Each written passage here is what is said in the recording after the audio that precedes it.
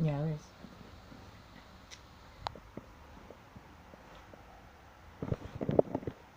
Saudara-saudara, saya akan mengupas firman Allah.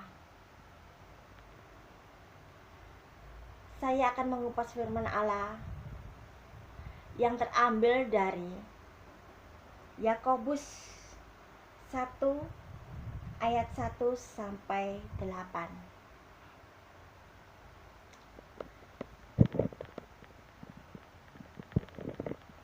Ini.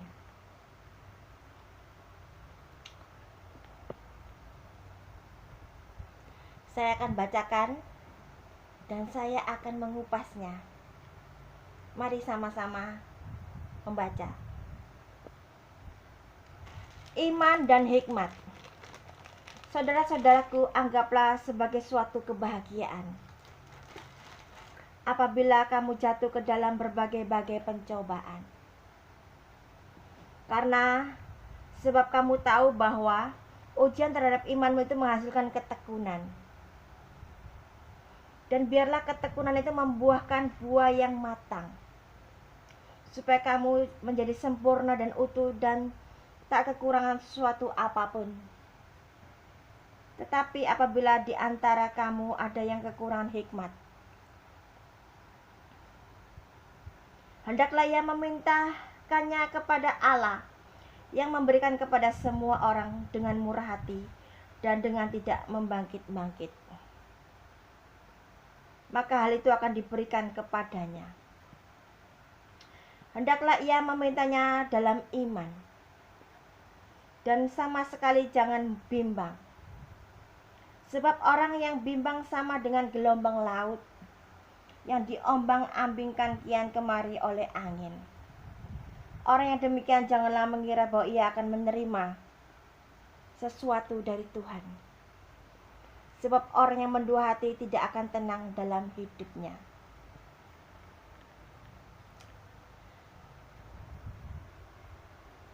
Saudara-saudara,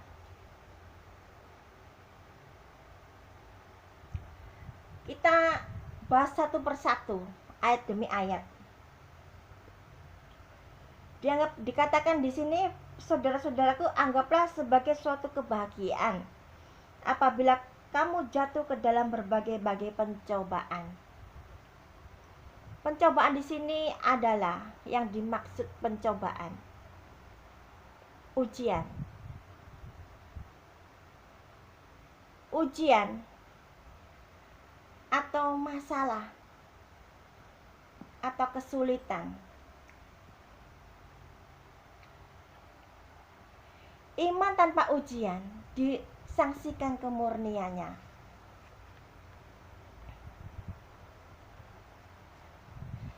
Dan pencobaan itu seperti tembok tembaga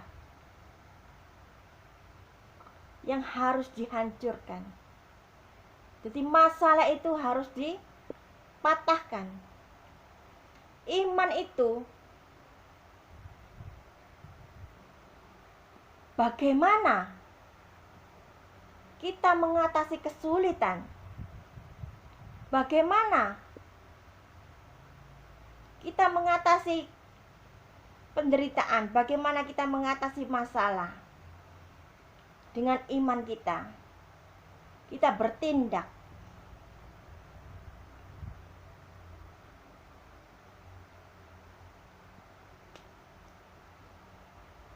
Jalan keluar tentunya diiringi dengan doa dan iman. Iman itu adalah suatu tindakan. Dan di dalam pencobaan itu ada janji-janji Tuhan. Apabila saudara bisa melewati ujian, cobaan, Anda akan menerima janji-janji Allah, yaitu berkat-berkat Tuhan yang tidak berkesudahan.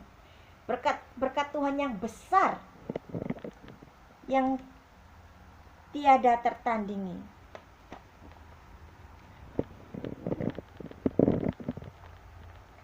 Ujian seperti menguji api.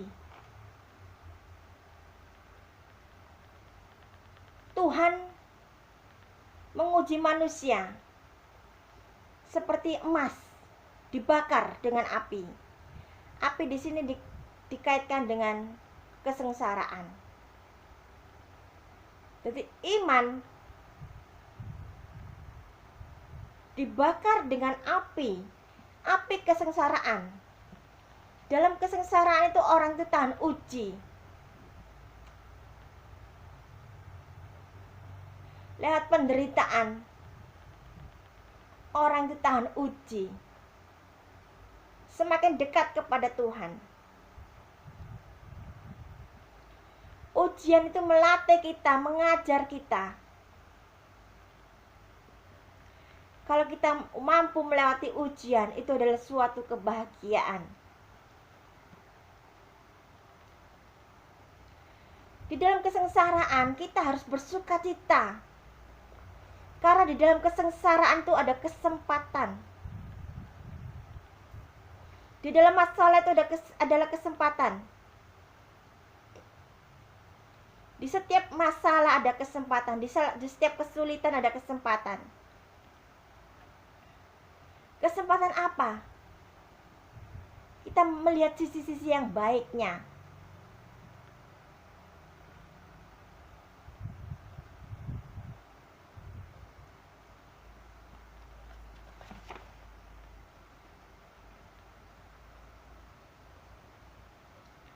Bagaimana sikap orang percaya? Sikap orang percaya harus takut akan Tuhan. Apa yang dimaksud takut akan Tuhan? Takut akan Tuhan adalah menjauhi kejahatan. Takut akan Tuhan, takut akan dosa.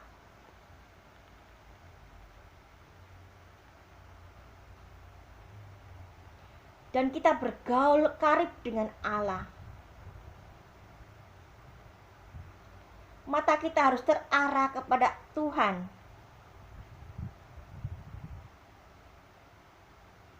Dan Tuhan akan membebaskan kita dari jebakan apapun yang dilakukan manusia. Tuhan akan memelihara kita.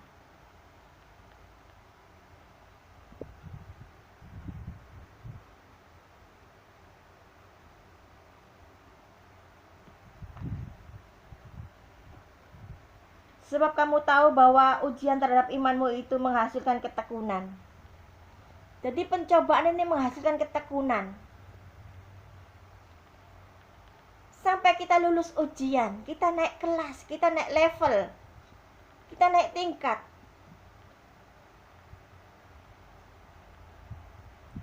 Perumpamaan seperti layang-layang. Apabila ia terbang tinggi, tali layang-layang itu berketegangan tinggi. Semakin tinggi layang-layang terbang, tegangan tingginya semakin keras. Begitu juga dengan hidup kita.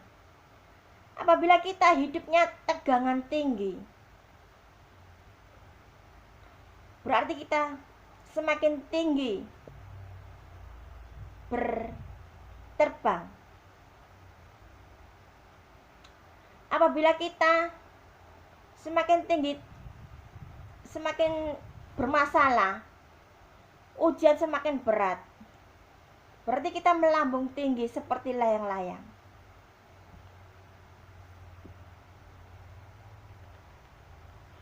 Dan biarlah ketekunan itu memperoleh buah yang matang, supaya kamu menjadi sempurna dan utuh dan tak kekurangan suatu apapun juga. Jadi, kita kalau tahan uji, kita tidak kekurangan suatu apapun juga.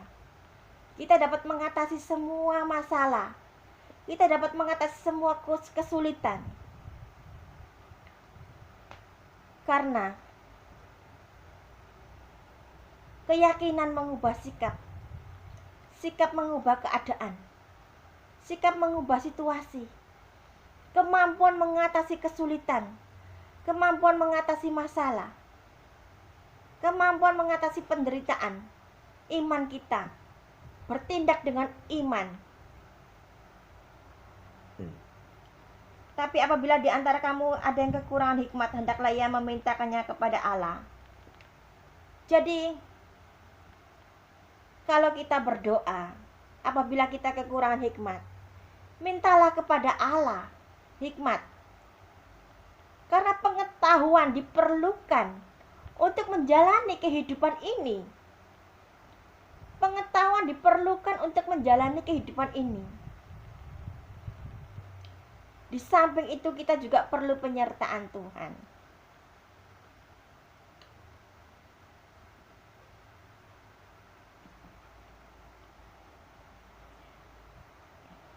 Tetapi apabila di antara kamu ada yang kekurangan hikmat, hendaklah ia memintakannya kepada Allah yang memberikan kepada semua orang dengan murah hati dan dengan tidak membangkit-bangkit. Maka hal itu akan diberikannya kepadanya. Tuhan akan memberikan semua apa yang kita minta. Bahkan rohnya, hikmatnya.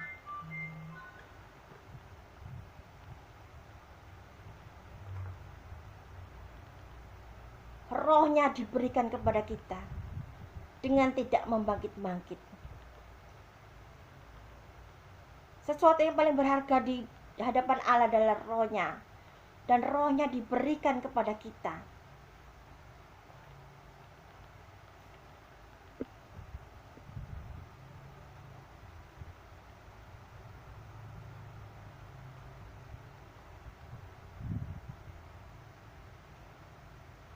Hendaknya ia memintanya dalam iman, dan sama sekali jangan bimbang. Sebab orang yang bimbang sama dengan gelombang laut, yang diombang-ambingkan kian kemari oleh angin.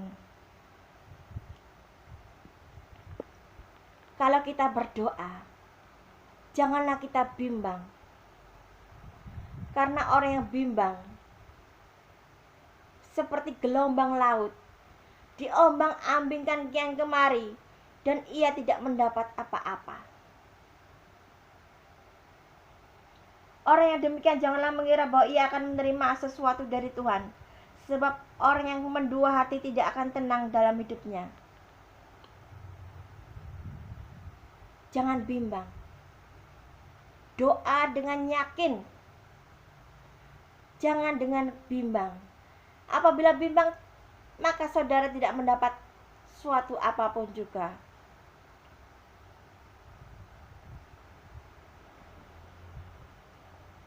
Kita teruskan.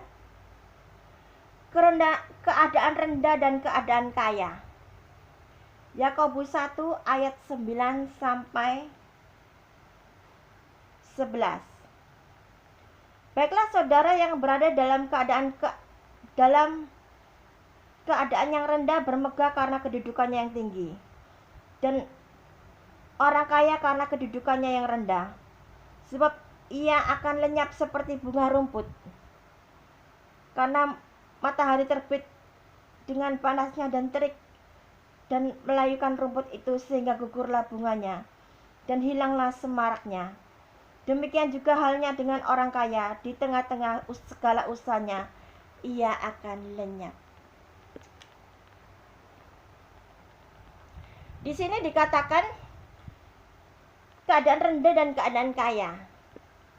Baiklah saudara yang berada dalam keadaan rendah bermegah karena kedudukan yang tinggi. Sesungguhnya di hadapan Allah, orang miskin dan orang kaya derajatnya sama. Kedudukannya sama di mata Allah.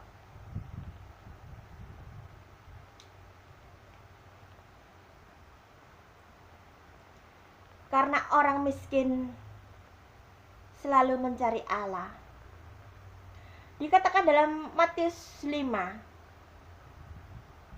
berbahagialah orang miskin di hadapan Allah, karena mereka lah yang punya kerajaan surga. Orang miskin yang rendah hati, tidak sombong. Tetapi orang kaya, dengan kesombongan, dengan tinggi hatinya, akan mendahului kejatuhan. Orang kaya dalam kekayaannya bisa membeli segala sesuatu.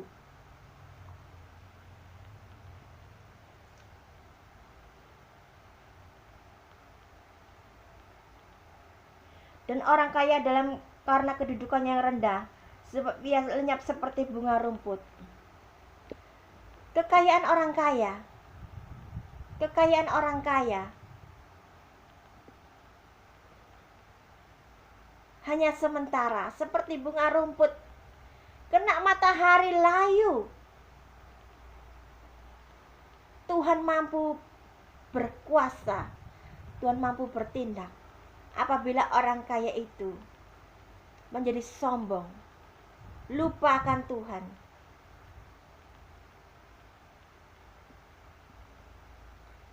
Dan kekayaan itu akan menjadi saksinya apabila kekayaan itu tidak dipergunakan sebagai sesuatu yang baik. Kekayaan itu akan menjadi saksi di hari kiamat nanti. Karena matahari terbit dengan panasnya dan terik dan melayukan rumput itu, sehingga gugurlah bunganya dan hilanglah semaraknya. Demikian jugalah halnya dengan orang kaya. Di tengah-tengah segala usahanya ia akan lenyap. Orang kaya akan dilenyapkan Tuhan apabila orang kaya itu lupa akan Tuhan, tidak ingat Tuhan lagi, tidak mencari Allah, hidup dalam kesombongan, hidup dalam tinggi hati. Dikatakan dalam Amsal, tinggi hati mendahului kejatuhan. Jangan ingin kaya supaya kamu tidak jatuh ke dalam pencobaan.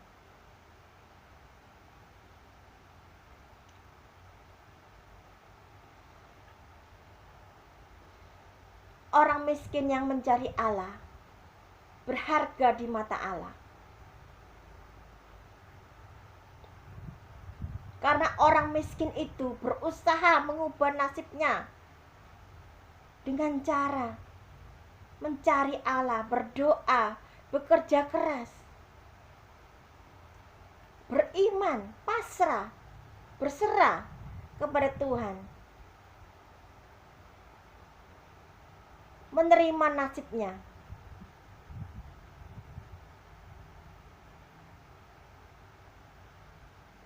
Kita lanjutkan pengujian dan pencobaan. Pengujian dan pencobaan. Berbahagialah orang yang bertahan dalam pencobaan, sebab apabila ia tahan uji, ia akan menerima mahkota kehidupan yang dijanjikan Allah kepada barang siapa yang mengasihi Dia. Apabila seorang dicobai, janganlah ia berkata, pencobaan ini datangnya dari Allah.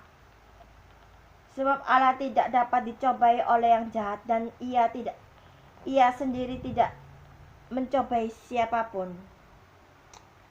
Tetapi tiap-tiap orang dicobai oleh keinginannya sendiri, karena ia diseret dan dipikat olehnya. Dan apabila keinginan itu telah dibuai, ia melahirkan dosa. Dan apabila dosa itu sudah matang, ia melahirkan maut. Saudara-saudara yang kukasihi, janganlah sesat. Setiap pemberian yang baik dan setiap anugerah yang sempurna datangnya dari atas, diturunkan dari Bapa segala terang. Padanya tidak ada perubahan atau bayangan karena pertukaran. Atas kehendaknya sendiri, ia telah menjadikan kita oleh firman kebenaran, supaya kita pada tingkat yang tertentu menjadi anak sulung di antara semua ciptaannya. Kita akan bahas satu persatu. Pengujian dan pencobaan. Berbahagialah orang yang bertahan dalam pencobaan. Berbahagialah orang yang bertahan dalam pencobaan, sebab apabila ia sudah tahan uji, ia akan menerima mahkota kehidupan yang dijanjikan Allah kepada barang siapa yang mengasihi Dia. Berbahagialah orang yang bertahan dalam pencobaan. Sebab apabila ia sudah tahan uji, ia akan menerima mahkota kehidupan. Apa mahkota kehidupan itu? Mahkota kehidupan itu adalah baju putih yang akan kita kenakan di surga nanti. Baju putih itu melambangkan perbuatan baik. Dan tanpa perbuatan baik, manusia tidak bisa masuk surga. Tanpa perbuatan baik, manusia diusir dari kerajaan surga.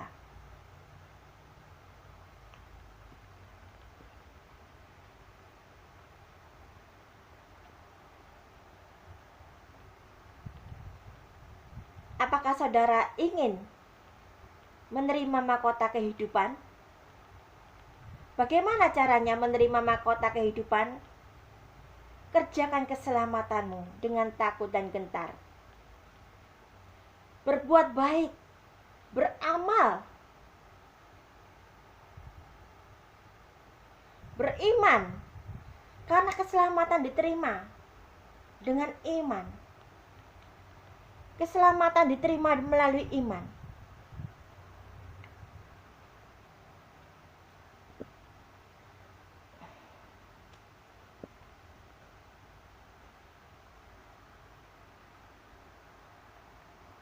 Apabila seorang dicobai, janganlah ia berkata pencobaan ini datang dari Allah. Sebab Allah tidak dapat dicobai oleh yang jahat dan ia sendiri tidak mencobai siapapun. Tetapi tiap-tiap orang dicobai oleh keinginannya sendiri, karena ia diseret dan dipikat olehnya.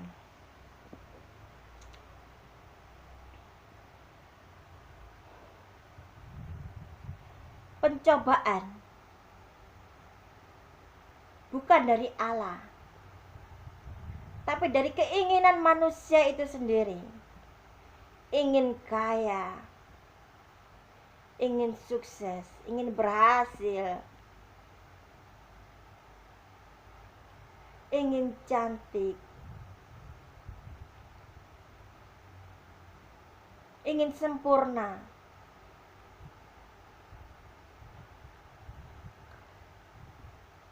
Pencobaan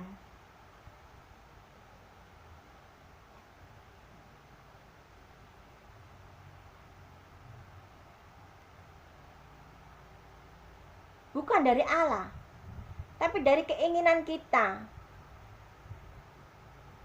Siapa ingin kaya akan jatuh ke dalam pencobaan, terseret dengan hutang.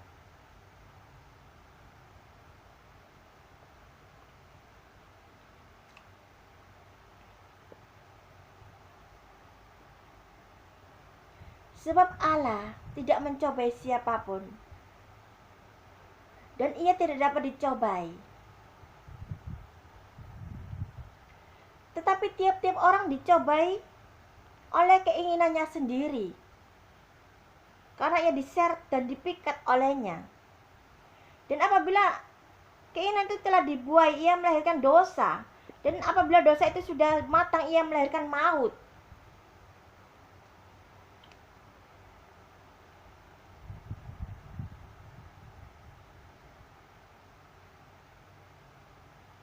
Keinginan-keinginan itu ada yang berupa dosa. Dan apabila dosa itu dibuai akan menjadikan maut. Kita harus tahu keinginan apa yang tidak membawa kepada dosa dan keinginan apa yang membawa dosa. Kita harus menjauhkan diri dari dosa, dari kejahatan.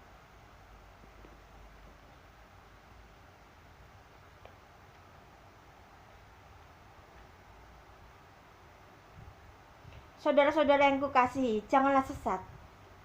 Setiap pemberian yang baik dan anugerah yang sempurna datangnya dari atas, diturunkan dari Bapa segala terang.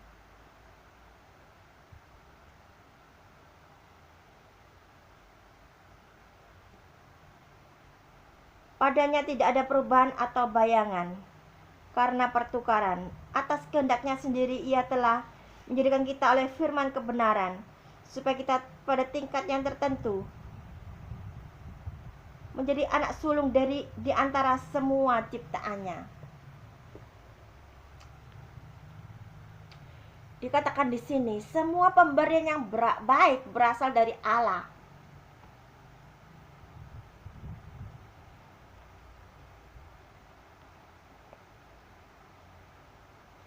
Sebab Allah itu baik.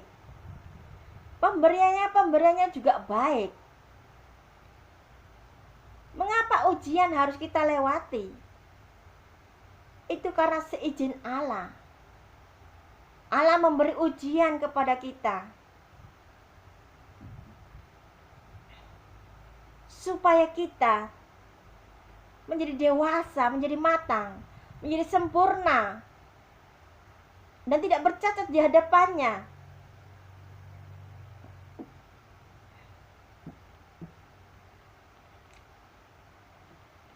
Anugerah Allah bukan hanya kebahagiaan, kekayaan, kemewahan. Anugerah Allah juga adalah ujian, penderitaan, kesengsaraan. Itu adalah anugerah Allah. Berbahagialah kamu kalau kamu karena berbuat baik kamu menderita. Berbahagialah kamu kalau kamu berbuat baik kamu menderita. Itu seizin Allah. Penderitaan adalah seizin Allah.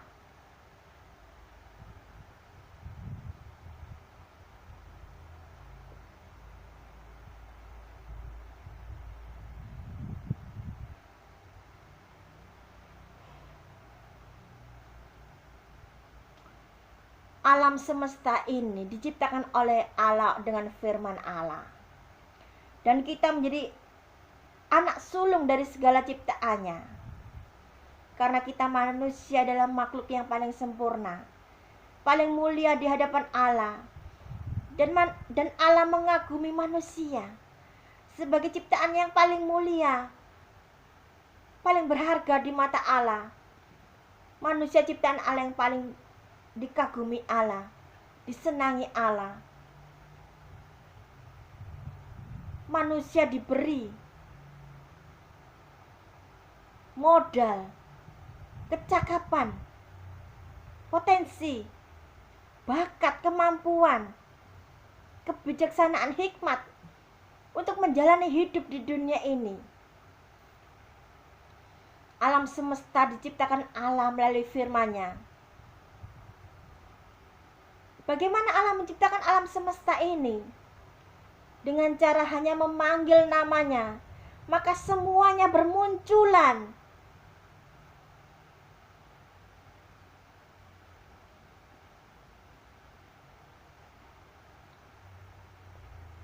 Allah hanya memanggil nama-nama, bulan, bintang, matahari, maka mereka semua bermunculan.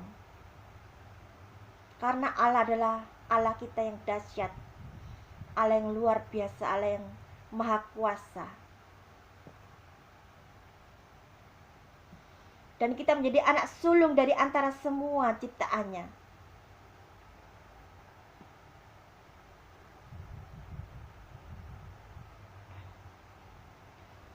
Allah sangat mengagumi manusia. Allah sangat memuliakan manusia. Karena manusia segambar dan serupa dengan Allah yang berkuasa atas semua ciptaannya, binatang, tumbuhan, dan segala makhluk di bumi ini.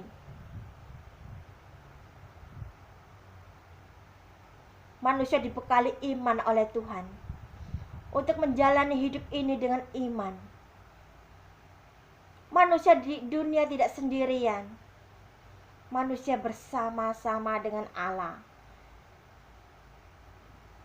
Dan Allah kita adalah Allah yang komunitatif, Allah yang berbicara di hati kita. Dia mendengarkan kita Dia mengatur kita. Dia berbicara dengan kita. Dia mendengarkan kita. Dia menolong kita dalam setiap pencobaan. Dia menghibur kita. Apabila tidak ada pencobaan, bagaimana Allah dapat menolong kita? Karena itu pencobaan diizinkan supaya Allah dapat menolong kita.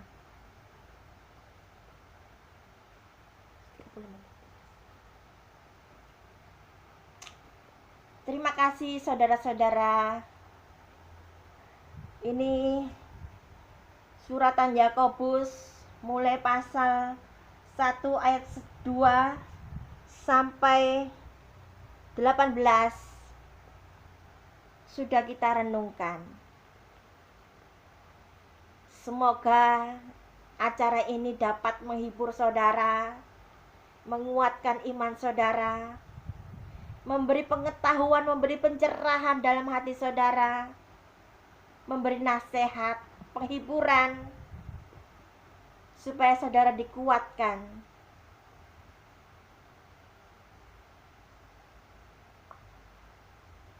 Berbahagialah orang yang mendengarkan firman Allah dan melakukannya.